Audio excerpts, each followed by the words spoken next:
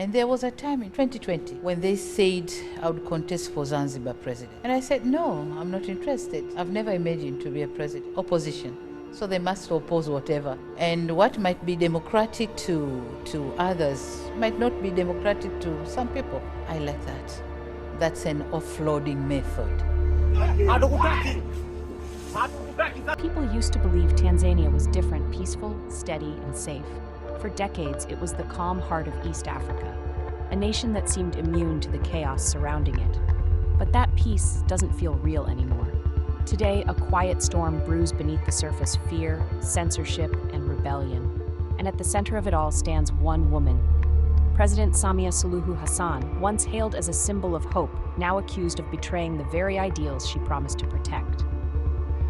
When Samia Suluhu Hassan became president in 2021, she made history as Tanzania's first female leader.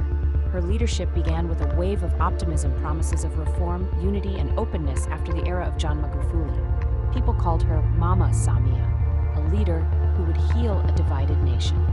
But as years passed, her image began to crack. Behind the smiles and speeches, critics say she inherited not just power, but also the machinery of control. Reports of journalists disappearing, media houses shut down, and online voices silenced began to emerge. Independent outlets were raided.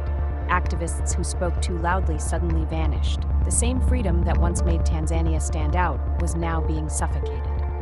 Criticism has become a crime, says one journalist who fled Dar es Salaam. The government denies any wrongdoing.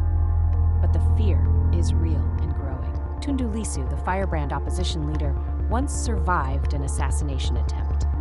Now he's imprisoned again, his only weapon, his voice, taken from him. His followers are hunted, his rallies banned, his message censored. The official line, national security. But to the people, it feels more like the death of democracy. Even within the ranks of power, cracks are forming.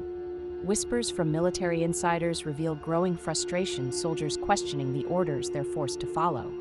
They didn't sign up to fight their own people, one insider says. In army barracks and WhatsApp groups, dissent simmers.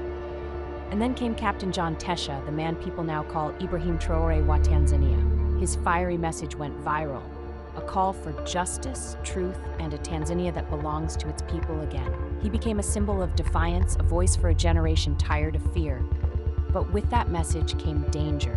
The state moved fast, silencing, censoring, and hunting those who dared to share his words. Still, Tesha's message couldn't be contained. It spread from phone to phone, from TikTok to Twitter, from Dar to Dodoma, igniting something unstoppable. Across the nation, young Tanzanians are reclaiming their voices. They march with courage, chant for democracy, and share their truth online despite bans and blackouts. For them, silence is no longer an option. One protester in Arusha put it simply, "They told us Tanzania was peaceful, but peace without freedom is just fear in disguise." As the protests grow, the world begins to watch. The illusion of Tanzania's calm is shattering, revealing a nation in search of its soul. Is this the birth of a new revolution or the beginning of a darker era? Only time will tell. But one thing is clear, the people are no longer afraid to speak. And that changes everything.